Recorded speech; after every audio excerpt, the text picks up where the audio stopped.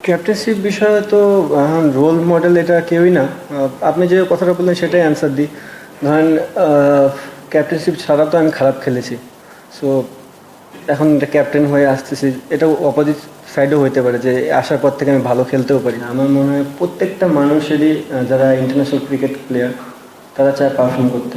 আর প্রত্যেকটা ক্যাপ্টেন বাংলাদেশের সে চায় তার টিমটা জিতুক। সো আমিও ব্যতিক্রম কোনো কিছু না, আমিও চাবো যেন আমার আমার হাত ধরে যেন বড় কিছু হয় বা আমি যেন যে কোনো সিরিজে যেয়ে জিততে পারি। সো টার্গেট একটাই, বাংলাদেশ টিম যদি আগায় যেতে হয় সবচেয়ে বড় দায়িত্ব হচ্ছে প্লেয়ারদের।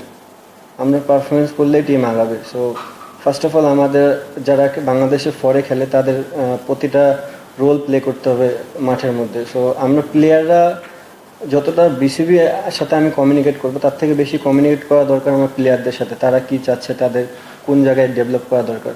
সো আমার মনে হয় আমি যেহেতু এখন প্রথম আসলাম এই জায়গাটায়, স্টিল আমার কাছে একটা লম্বা সময় আছে। তো যত সময় যাবে আমি জিনিসটার ভিতর তত ইনভলভ হতে পারবো। আমি যেহেতু খেলেছি অনেক দিন ধরে, আমি চেষ্টা করব বড় ভাইদের যা যা গুণ ছিল ওটা আমার ভিতরে আছে, ওটা আমার ভিতরেই থাক।